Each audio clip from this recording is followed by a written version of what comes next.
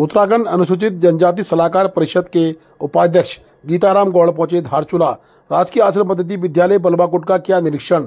बता दें कि उक्त निरीक्षण में जनजाति मोर्चा के जिला अध्यक्ष योगेश गर्ब्याल के द्वारा उनको एक ज्ञापन सौंपा गया। ज्ञापन में उनसे मांग की गई है कि एपीएच विद्यालय में कंप्यूटर कक्ष, 5 किलोवाट का सोलर प्लांट, अप्रोच मार्ग इत्यादि। उपाध्यक्ष ने अवगत कराया कि सीमांत क्षेत्र धारचूला में इस तरह की समस्याओं पर कार्यकर्ता नजर रखें और उन समस्याओं का निराकरण जल्द कराया जाएगा।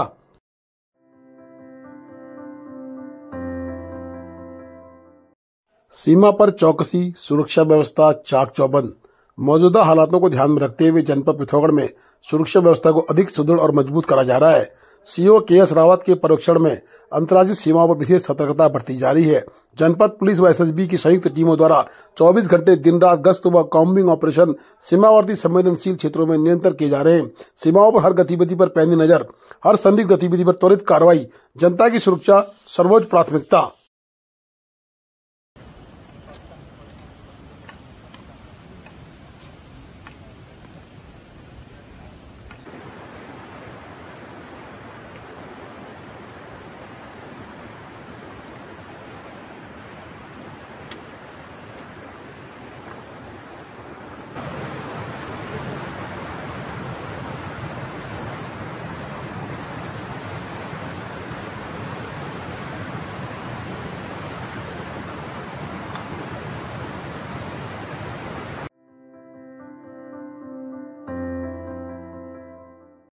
जेबीटी टूर के ओनर्स भूपेंद्र सिंह के द्वारा अनूठी पहल धारचूला में देखने को मिली।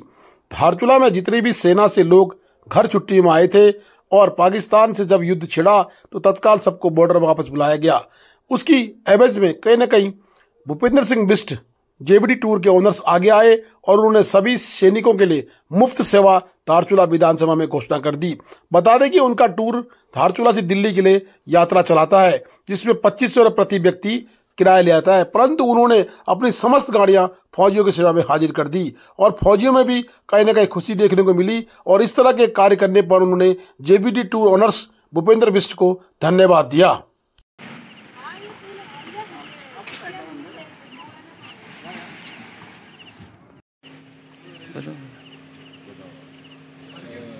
भाइयों नमस्कार। हम छुट्टी आए थे और ये हमारे भाई साहब ने हमारी छुट्टी कैंसिल हो गई है। भाई साहब ने यहाँ से दिल्ली के लिए फ्री सेवा फौजी भाइयों के लिए खोली हुई है, तो हम दोनों फोर्स में ही हैं, मियाँ बीवी। तो आज हमारा जाना हो रहा है, आज ड्यूटी को जा रहे हैं हम लोग। ठीक, नमस्कार। मैं छुट्टी पे घर आया था, इमरजेंसी लगने के कारण मैं दोबारा वापस ड्यूटी बाहर आ गया।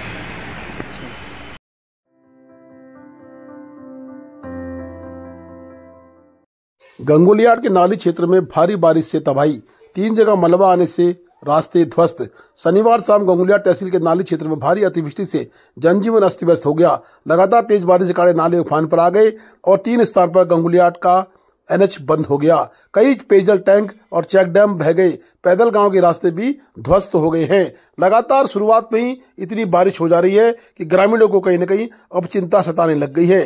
तेज बहाव से चेक डैम भी पूर्ण रूप से बह गए और यातायात बाधित होने से पूरी तरह से वाहन फंस गए और कहीं न कहीं एनएच पर बमुश्किल वाहनों को खोलने का प्रयास शुरू कर दिया गया है। लेकिन बता दें कि इस तरह की शुरुआती बरसात में यह हाल हो रहा है, तो आने वाले समय में जब 27 तारीख के बाद मानसून उठेगा तो क्या क्षेत्र में आपदाओं का दंश फिर से दिखाई देगा। ये देखिए कई सारी गाड़ियां वहां पे सामने लगी हुई हैं और ऐसे ही पीछे था। लगभग 3-4 घंटे हो गए, लेकिन अभी तक इसको हटाने का कोई कार्य नहीं शुरू हुआ है। मंदिर के देखिए पास में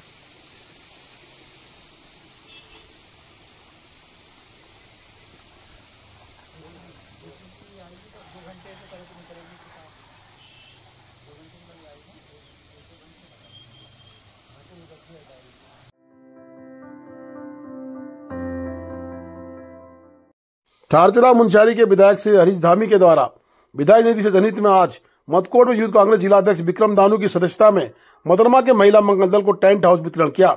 बता दें कि सभी महिला मंगल दलों ने विधायक हरीश धामी का आभार व्यक्त किया और कहा कि क्षेत्र में कई महिला मंगल दलों को इस तरह के टेंट हाउस हरीश धामी के द्वारा दिए गए हैं, जिससे धारचूला मुनस्यारी के लोग अधिकतर गांवों में शादी विवाह मुफ्त के टेंट हाउस से कर रहे हैं, जिससे कि ग्रामीणों का धन भी बच रहा है।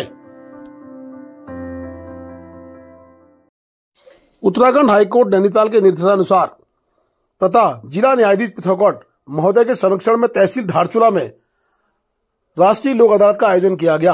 राष्ट्रीय लोक अदालत के तहत धारचूला तहसील में श्रीमान सिविल जज जूनियर डिवीजन श्री नवीन राणा तथा विद्वान अधिवक्ता अजीत सिंह ग्वाल की पीठ का गठन किया गया, जिसमें आपराधिक व दीवानी मामलों का निपटारा पारस्परिक समझौते तथा समन्वय प्रकृति के आधार पर किया गया। पीठ द्वारा 170 मामलों का निस्तारण किया गया। मामलों के निस्तारण से 11,95,382 रुपए की रिकवरी की गई, जिसमें बतौर राजस्व 1,52,500 रुपए राज्य की कोष में जमा कराए गए।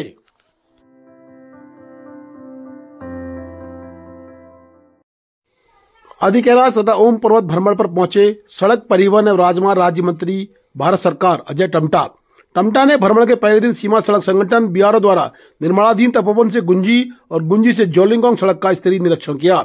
इस दौरान मंत्री अजय टम्टा ने इन महत्वपूर्ण सड़कों के निर्माण की प्रगति का जायजा लिया।